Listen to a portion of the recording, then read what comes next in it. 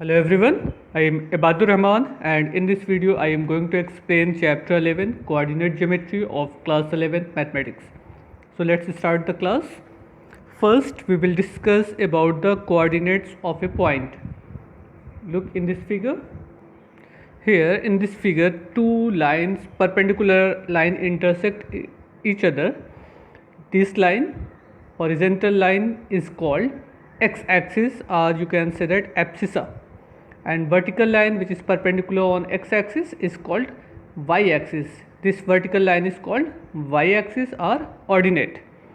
So this plane in which these two lines intersect each other at right angle is called Cartesian plane. Okay, now intersecting point O indicate as a origin, and if you want to represent any position of any point in the form of coordinate, suppose here a point 5, 3 means on x-axis 5 unit distance 1, 2, 3, 4, 5 and on y-axis 3 unit 1, 2, 3. So ये point coordinate क्या हो गया 5, 3. अच्छा, अगर यहाँ पर कोई point होता तो उसका कोऑर्डिनेट क्या होता 1, 0, 2, 0, 3, 0, 4, 0, 5, 0 मीन्स एक्स एक्सिस पर y की वैल्यू जो होगी ऑर्डिनेट की वैल्यू जो होगी वो 0 होगी. इसी तरीके से 0,1, 0,2, 0,3, 0,4 वाई एक्सिस पे जो एब्सिसा की वैल्यू होती है वो 0 होती है. तो एक्स एक्सिस पे जितने भी पॉइंट होंगे उसमें ऑर्डिनेट मीन्स वाई पॉइंट आपका 0 होगा, एंड वाई एक्सिस पे जितने पॉइंट होंगे उसमें एक्स की वैल्यू 0 होगी मीन्स एब्सिसा 0 होगी. ओरिजिन इसका कोऑर्डिनेट होता है 0,0. क्लियर. ओरिजिन के राइट साइड अगर कोई डिस्टेंस मेज़र की जाएगी तो वो पॉजिटिव एक्स होगा. ओरिजिन के लेफ्ट साइड कोई डिस्टेंस मेज़र की जाएगी तो वहाँ पर एक्स की वैल्यू निगेटिव होगी. ओरिजिन के वर्टिकल ऊपर की तरफ कोई डिस्टेंस मेज़र होगी तो वो वाई की वैल्यू पॉजिटिव होगी, और ओरिजिन के नीचे की तरफ अगर कोई वैल्यू मेज़र की जाएगी तो वहाँ पे वाई की वैल्यू निगेटिव होगी. ध्यान दीजिएगा, +1, 2, 3, 4 ये सब पॉजिटिव है, -1, -2, -3 निगेटिव है, 1, 2, 3, 4 वाई पॉजिटिव है, एंड -1, -2, -3, -4 ये निगेटिव है. ये इतनी चीज़ें आपने क्लास 9th में या लोअर क्लास में भी पढ़ा होगा. ये आपका कार्टेशियन प्लेन हो गया. इसमें ये ओरिजिन हो गए, X axis horizontal line, Y axis vertical line. X axis पर वाई की वैल्यू 0 होती है और वाई एक्सिस पर एक्स की वैल्यू 0 होती है. क्लियर. ये चीज़ें तो हम लोग देखते हुए आ रहे थे. अब आता है डिवीज़न और सेक्शन फार्मूला. इसका क्या सेंस है. Suppose we have 2 points A and B whose coordinates are x1, y1 and x2, y2 respectively.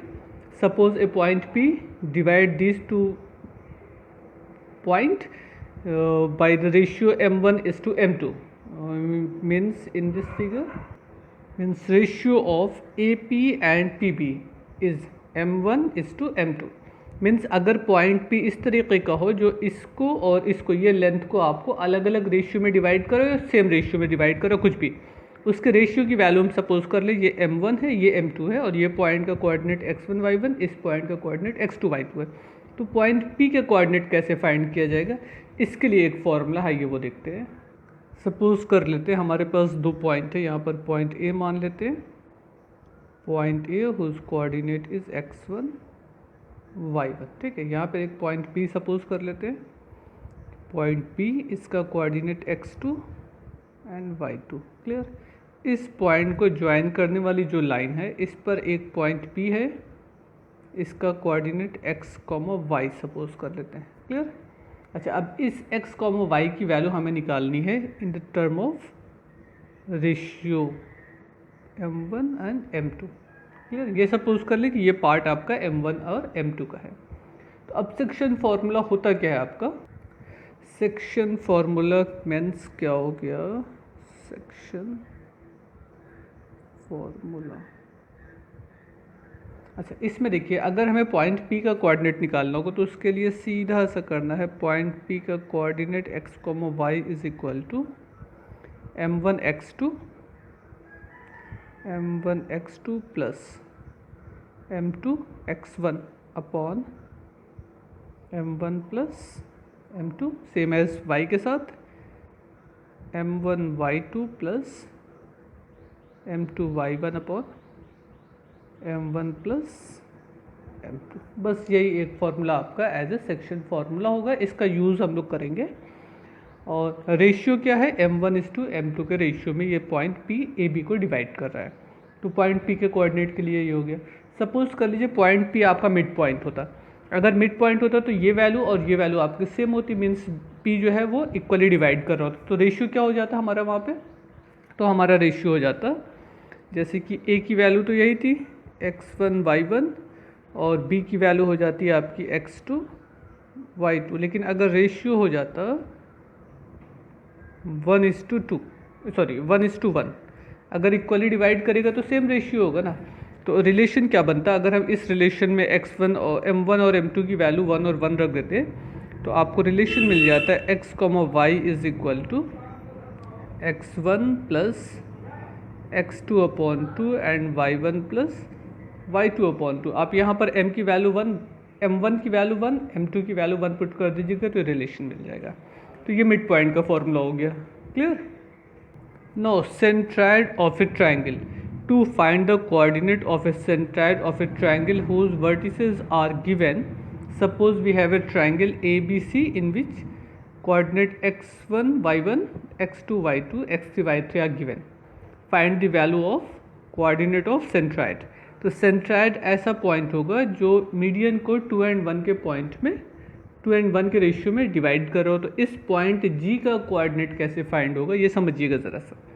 सबसे पहला काम तो मीडियन है, तो डी मिड पॉइंट होगा, तो हम D का रेशियो निकाल देंगे, D की वैल्यू निकाल देंगे बाई मिड पॉइंट सेक्शन फॉर्मूले से। तो D आ जाएगा आपका x2 plus x3/2 and y2 plus y3/2। यहाँ पे D की वैल्यू मिल गई। उसके बाद अगर हम A और D को लेकर सेक्शन फॉर्मूला अप्लाई कर दें 2:1 के रेशियो में, तो ओवरऑल सॉल्व करने पर जो रिजल्ट मिलेगा वो क्या होगा, x1 plus x2 plus x3/3, y1 plus y2 plus y3/3। ये ध्यान दीजिएगा, ये सेंट्राइड का फॉर्मूला है। ठीक, ये सिमेट्रिकल पैटर्न में होगा तो इसलिए कोई फ़र्क नहीं पड़ता कि आपने x1 पहले लिखा है कि x2 पहले लिखा है। बस ये ध्यान दीजिएगा कि आप सेंट्राइड निकाल रहे हैं या मिड पॉइंट निकाल रहे हैं। मिड पॉइंट होगा तो x1 plus x2/2, y1 plus y2/2 सीधा सीधा हो जाएगा। और अगर ट्रायंगल का सेंट्राइड फाइंड करना होगा तो तीनों के x एब्सिसा को एंड तीनों के ऑर्डिनेट को ऐड करके 3 से डिवाइड कर दीजिएगा, आपको सेंट्राइड का कोऑर्डिनेट मालूम हो जाएगा। तो ये दो फॉर्मूले का यूज़ हम लोगों को इस चैप्टर में करना है। पहला तो section formula, mid point formula, और दूसरा centroid of A triangle. Now let's start the exercise. Now question number 1, find the midpoints of the line joining these two point। अब यहाँ पे देखिए सिंपल से क्या करना है, हमको मिड पॉइंट फाइंड करना है। तो मिड पॉइंट का एक फॉर्मूला बताया x1 plus x2/2, y1 plus y2/2। देखिए मिस्टेक क्या होती है, हम लोग क्या करते हैं पहले कोऑर्डिनेट से x1 x2 निकाल देंगे, दूसरे कोऑर्डिनेट से y1 y2 निकाल देंगे, तो वो रॉन्ग हो जाएगा। हर कोऑर्डिनेट में आपका एक x होगा एक y होगा। अगर हम फर्स्ट को इंडिकेट करें तो x1 y1, ऐसे दूसरे वाले में x2 y2, और होता तो x3 y3, इस तरीके के बनता। मतलब एक उसमें x होगा एक y होगा। ऐसा मत करिएगा कि दोनों x एक जगह से ले लिए दोनों y एक जगह से ले लिए, वो आपका रॉन्ग हो जाएगा। तो इसमें से कोई एक क्वेश्चन सॉल्व कर देते हैं, हम सी पार्ट सॉल्व कर देते हैं। First question, find the mid point of the line joining given this 2 point -7,0 and 0,10। Now first question part C. Okay, ये आपका क्वेश्चन हो गया। अब इसमें से ये हो गया x1 -7 और y1 0। यहाँ पर हो गया आपका x2 0 एंड y2 10। क्लियर। आप नीचे x1, y1, x2, y2 भी लिख सकते हैं, और अलग अलग चाहिएगा लिखने का तो वो भी लिख सकते हैं, वो आपकी अपनी चॉइस है। हमको क्या फाइंड करना है, मिड पॉइंट बोला गया है। So mid point is equal to, अभी हम लोगों ने जैसे सेक्शन फॉर्मूले से देखा था मिड पॉइंट का रेशियो क्या होता है, 1:1 होता है। तो डायरेक्ट फॉर्मूले का यूज़ कर ले, वो कितना हो जाएगा, x1 plus x2/2 and y1 plus y2/2। अगर इसमें लाके हम सबकी वैल्यू पुट कर दें x1 y1 x2 y2 की, तो देखिए आपको रिजल्ट क्या मिलना है, x1 -7 plus 0/2 and y1 plus y2/2 mean 0 plus 10/2। इसको सॉल्व करिएगा तो कितना हो जाएगा, 7/2 मीन 3.5, या आप 7/2 रहने दीजिए, 7/2, 5 as a coordinate of mid point. Clear, it is your answer. Same as try to solve remaining part of question number 1। Now next question. Question number 2. Find the midpoints of the side of triangle whose vertices are given ABC. इस triangle का figure बना देते हैं, question का figure बना देते हैं, उसके बाद बता देंगे क्या करना है, मिड पॉइंट कैसे फाइंड करेगा या क्या आपसे पूछा जा रहा है। आप सॉल्व इसको खुद से कर लीजिएगा। आइए पहले देखते हैं कि क्वेश्चन में दिया क्या है। Question number 2. Find the mid points of the side of triangle whose vertices are given. Suppose we have a triangle ABC, A, B and C। इनके कोऑर्डिनेट मालूम है आपको, A 1, -1, 1, -1, B 4, -1 and C 4, 3। Clear, ये आपके coordinate हो गए A, B और C। अब आपसे कहा गया है कि इस ट्राइंगल की जो साइड है उनका मिड पॉइंट फाइंड करिए। एक साइड का मिड पॉइंट ये हो जाएगा, सपोज कर लीजिए P, same as Q and here R। Clear, अब आपको क्या करना है, mid value of coordinate of P, Q and R find करना है। तो अगर पॉइंट P फाइंड करें, मीन्स पॉइंट P का कोऑर्डिनेट फाइंड करें, तो ये B और C के कोऑर्डिनेट को लेकर हम इसका मिड पॉइंट फाइंड कर लेंगे, x1 + x2/2, y1 + y2/2। Same as for point Q, x1 + x2/2, y1 + y2/2। और इधर coordinate of R x1 + x2/2, y1 + y2/2।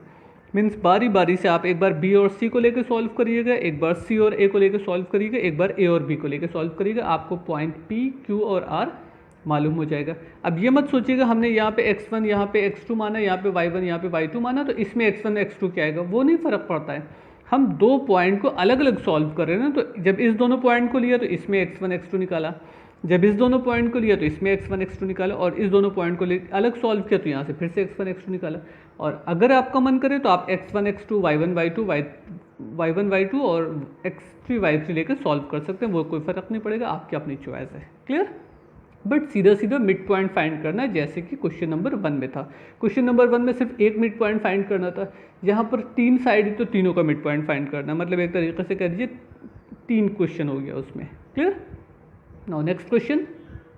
Now third question, find the center of the circle if the end point of the diameter are A and C।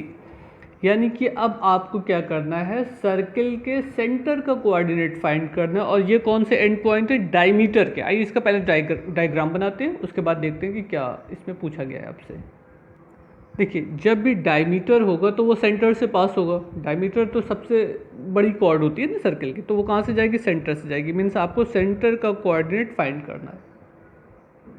Clear, diameter का and point मालूम है, ये centre जो है ये diameter का mid point होता है ना, रेडियस है, ये भी रेडियस सेम है। तो इनडायरेक्टली आपसे क्या कहा है, find the coordinate of mid point of AC। उसको सेंटर वर्ड नाम दे दिया, जो भी आपको समझना हो, बट क्वेश्चन में सेंटर लिखा था तो centre as a mid point of AC। Means हम क्या करेंगे, mid point of AC find कर लेंगे, x1 + x2/2, y1 + y2/2। वहाँ से आपको सॉल्व करने पर रिजल्ट मिल जाएगा। क्लियर, इसी तरीके के और भी क्वेश्चन होंगे मिड पॉइंट से रिलेटेड, वो सारे क्वेश्चन अपने लगा डालिए। Now question number 4, if M is the midpoint of AB, find coordinate of A if the coordinate of M and B are given। First of all, represent this information in a figure।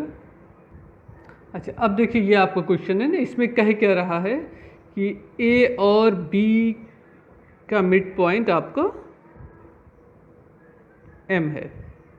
Clear, A का coordinate आपको नहीं मालूम है, suppose कर लेते हैं ये x1 y1 है। B का कोऑर्डिनेट है -4, 19 एंड C का कोऑर्डिनेट है 2, 8। ये आपका क्वेश्चन है। ये मिड पॉइंट है तो इक्वली होगा, 1:1 का रेशियो होगा। वैसे आप मिड पॉइंट का डायरेक्ट फार्मूला अप्लाई कर सकते हैं। अगर हम मिड पॉइंट का फार्मूला अप्लाई कर दें तो क्या हो जाएगा, 2, 8 is equal to x1 + x2/2 and y1 + y2/2। ये ना होगा। अब इसमें लाके x1, x2, y1, y2 की वैल्यू पुट कर देते हैं, ये जितनी भी वैल्यूज आपको मालूम है। नाउ 2, 8, x1 की वैल्यू क्या है, x1 है वो तो हमको फाइंड करना है, x2 की वैल्यू है -4/2, y1 और ये 19 है, 19/2। क्लियर?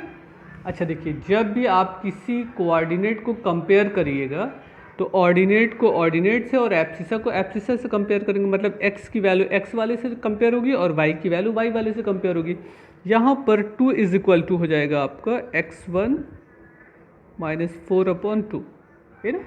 4 2 2 4, x1 = 8। इसी तरीके से y की वैल्यू y1 से कंपेयर होगी 16, यानी कि y1 = -3। तो कोऑर्डिनेट ऑफ ए क्या हो जाएगा, वो आपका था x1 y1 था ना, x1 y1 की अगर इसमें वैल्यू ला के हम रख दें तो कितना हो जाएगा 8, -3। ठीक। अच्छा, इसी तरीके से क्वेश्चन का जो सेकंड पार्ट है उसमें b की वैल्यू फाइंड करना है, वहाँ पर a और m की वैल्यू दी गई है। मीन सेकंड पार्ट में क्या होगा, हमको x2 y2 की वैल्यू फाइंड करनी होगी, क्योंकि वहाँ पे x1 y1 की वैल्यू मालूम है। मीन्स जैसे फर्स्ट पार्ट सॉल्व किया बिल्कुल वैसे ही आपको a की वैल्यू पुट करना है, मिड पॉइंट की वैल्यू फाइंड करना, वो वैल्यू पुट करनी है, और कोऑर्डिनेट ऑफ बी फाइंड करना है। क्लियर? ये क्वेश्चन अपने से लगाइएगा, हो जाएगा। Now I am going to explain next question. Now question number 5, find the coordinates of the point which divide internally the join of the points 8,9 - 7,4 in the ratio of 2:3।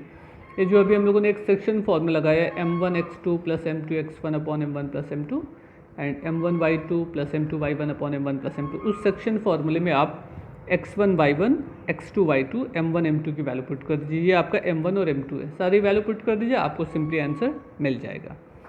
Question number 6, find the coordinates of points of intersection of the line joining these 2 points. आइए इसका पहले question को समझते हैं figure के according कि मालूम क्या है आपको और क्या मालूम करना है। क्वेश्चन नंबर 6 में कह रहा है find the coordinates of the points of trisection of the line joining the point 2,3। एक पॉइंट है आपका 2,3 and second point as A B suppose कर लेते हैं 6,5। आपसे कहा है इस लाइन को ट्राइसेक्शन डिवाइड करने वाले जो पॉइंट है, ट्राइसेक्शन मीन्स इक्वली 3 हिस्सों में डिवाइड कर देना। ये सपोज कर लें ये पॉइंट आपका P है और ये पॉइंट आपका Q है। तो इस 3 सेक्शन में डिवाइड करने वाले जो पॉइंट हैं इनके कोऑर्डिनेट को फाइंड करिए, मतलब पॉइंट P भी हमको फाइंड करना है और पॉइंट Q भी फाइंड करना है। अगर से ये इक्वली डिवाइड हो रहा होगा, सपोज कर लीजिए सबका रेशियो 1:1:1 है, क्योंकि सब सेम है ऐसे 1:1:1। तो अगर हमें पॉइंट P निकालना होगा तो पॉइंट P के लिए इधर एक पार्ट है इधर 2 पार्ट है ना, तो 1:2 का रेशियो हो जाएगा। आइए इसका एक फिगर और बनाते हैं। देखिए, सिर्फ अगर पॉइंट P की वैल्यू फाइंड करनी होती तो ये क्वेश्चन आपका इस तरीके का होता, 1:2 ना। यहाँ पे पॉइंट मालूम है आपका 2,3 एंड 6,5। अब अगर इसमें से हम सारी वैल्यू पुट कर देते तो कितना होता है, x1 y1, x2 y2, m1 m2 सारी वैल्यू सेक्शन फॉर्मूले में लाकर रख देंगे तो पॉइंट P की वैल्यू आपको सिंपली मालूम हो जाएगी। लेकिन अगर हमको पॉइंट Q फाइंड करना होता तो Q के लिए क्या होता है, 2:1 का रेशियो बनता है। देखिए इधर 2 पार्ट आता है इधर एक पार्ट होता। तो जब हम पॉइंट Q को फाइंड करने लगेंगे तो वहाँ पे रेशियो हमारा इंटरचेंज हो जाएगा। अब रेशियो क्या मिलना है आपको, रेशियो मिलना है 2:1। तो ये m1 m2 हो गए, बाकी ये आपका x1 y1 तो उसी तरीके का x1 y1 में कोई चेंज नहीं आएगा। ये x1 y1 हो गए, ये x2 y2 हो गए, अब पॉइंट 2:1 हो गए। तो हम एक पार्ट लगा दे रहे हैं, ये P वाला फाइंड कर दे रहे हैं हम, बाकी Q आप अपने से करिएगा। ठीक है, यहाँ पे क्या हो गया, x1 2,3, x1 y1, x2 y2, m1 m2। आइए सबकी वैल्यू पुट कर देते हैं, फिर सेक्शन फॉर्मूला अप्लाई करके सबको रख दिया जाएगा उसमें। ओके, ये सारी वैल्यूज़ हो गई आपकी x1 y1, x2 y2, m1 m2। Ratio इस तरीके के हो गए। सेक्शन फॉर्मूले से अगर हम कोऑर्डिनेट ऑफ P फाइंड करें तो सेक्शन फॉर्मूला होगा क्या हमारा, m1 x2 plus m2 x1 upon m1 plus m2, same as here m1 y2 plus m2 y1 upon m1 plus m2। ये होता है ना 1 2 2 1 अपॉन 1 प्लस 2, फिर 1 2 2 1 अपॉन 1 प्लस 2। इस तरीके की चीज़ें इसमें रख दी जाए और देखा जाए सॉल्व करके क्या मिलता है। अब सबको रखते चले जाएं। देखिए यहाँ पे m1 की वैल्यू क्या है 1, 1 into 6 plus 2 into 2 upon 1 plus 2। देखिए 1 into 6 and 2 into 2, same as here 1 into 5 plus 2 into 3 upon 1 plus 2। अब बाकी ये तो कैलकुलेशन आपका अपने आप जिस तरीके से सॉल्व करना चाहिए कर लीजिए। ये कितना हो जाएगा 6 प्लस 4 10/3 एंड ये हो जाएगा 5 प्लस 6 इज इक्वल टू 11/3। तो ये पॉइंट पी का कोऑर्डिनेट हो गए। इसी तरीके से जब हम पॉइंट क्यू की वैल्यू को फाइंड करने लगेंगे तो यहाँ पे रेशियो क्या हो जाएगा 2:1 करना पड़ेगा। बाकी सारा काम आप उसी तरीके से करिएगा जैसा इसमें किया जा रहा था, तो आपको रिजल्ट मिल जाएगा। Now question number 7, in what ratio is the line joining the point 2, -3 and 5, 6 divide x axis and second part है डिवाइड बाई एक्सिस। तो दोनों क्वेश्चन एक तरीके का, सिर्फ एक में एक्स एक्सिस है एक में वाई एक्सिस है।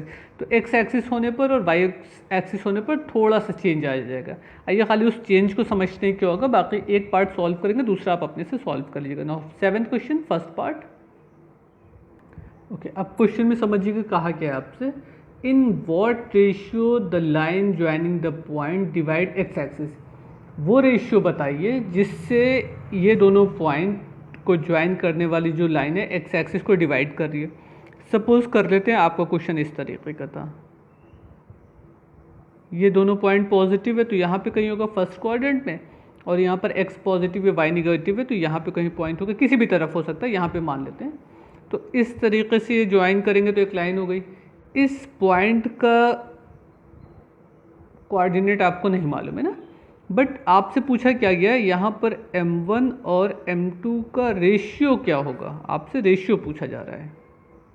मीन्स क्या पूछ रहे हैं, m1 इज टू m2 की वैल्यू क्या होगी, कोऑर्डिनेट तो पूछे ही नहीं है। अच्छा ज़रा सा समझिएगा, ये पॉइंट ये लाइन जो है ये कट किसको कर रही है, एक्स एक्सिस को कर रही है। जब एक्स एक्सिस को कर रही होगी तो इसका जो कोऑर्डिनेट होगा उसमें ऑर्डिनेट वाई की वैल्यू जो होगी वो जीरो होगी, क्योंकि एक्स एक्सिस पे सब जगह वाई की वैल्यू जीरो होती है। इसका मतलब ये हो गया कि इसका जो कोऑर्डिनेट होगा वो इस फॉर्म में होगा x, 0। ये होगा ना, जो भी सेक्शन फॉर्मूला अप्लाई करेंगे तो जहाँ पे सपोज कर लीजिए पॉइंट P है तो जो P का कोऑर्डिनेट होगा वो आपका x, 0 के फॉर्म में होगा। आइए इस चीज़ का यूज़ करके हम देखते हैं कि हमारा रेशियो क्या बनता है। सबसे पहला काम तो सेक्शन फार्मूला लगा दें। सेक्शन फार्मूला हमारा होगा x, 0 is equal to m1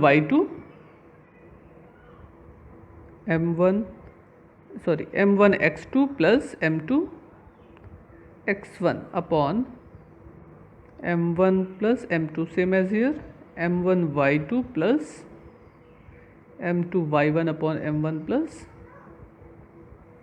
m2। Clear. अब इस सेक्शन फॉर्मूले को जब हम लगाएंगे तो अगर इसको आपने इससे कंपेयर किया तो कोई मतलब तो है नहीं ना, हमें m1 m2 मालूम है ना x की वैल्यू मालूम है, यहाँ पे y की वैल्यू मालूम है आपको, तो इसको कंपेयर कर लिया जाएगा इस वैल्यू से। तो देखिए उससे फ़ायदा क्या होगा हमारा, 0 is equal to m1 y2 plus m2 y1 upon m1 plus m2। ये क्रॉस मल्टीप्लाई हो जाएगा, 0 हो जाएगा, यानी कि m1 y2 plus m2 y1 हो गए। अब इसमें अगर हम y1 और y2 की वैल्यू पुट कर दें तो रिजल्ट आपको मिल जाएगा। y2 की वैल्यू क्या है 6 m1 एंड y1 की वैल्यू क्या है -3, तो ये -3 m2 हो जाएगा, यानी कि 6 m1 is equal to 3 m2। ऐसे ही होगा ना। अच्छा m1 और m2 का रेशियो चाहिए था, m1 upon m2 is equal to 3/6 r1/2। Ratio क्या हो गया, m1 is to m2 is equal to 1:2। ये आपका रेशियो हो गया। अच्छा अब इसी तरीके का क्वेश्चन में अगर ये कह दिया जाता, ये तो रेशियो फाइंड हो गया, एक काम हो गया। सेकंड पार्ट में क्या कह रहा है आपसे कि ये लाइन एक्स एक्सिस को नहीं कट रही, ये वाई एक्सिस को कट कर रही है। अगर वाई एक्सिस को कट करेगी तो वहाँ पर एक्स की वैल्यू क्या होगी, 0 होगी। मतलब जैसे हमने यहाँ पे वाई को 0 रखा है, आप क्या करोगे, यहाँ पे एक्स की जगह पे 0 आएगा और यहाँ पे वाई लिखिएगा, मतलब 0, y। उसके बाद हम कंपेयर क्या करेंगे, 0 इज इक्वल टू ये सब कुछ, जैसे हमने y वाले को कंपेयर किया था ना, क्योंकि y की वैल्यू 0 क्लियर थी।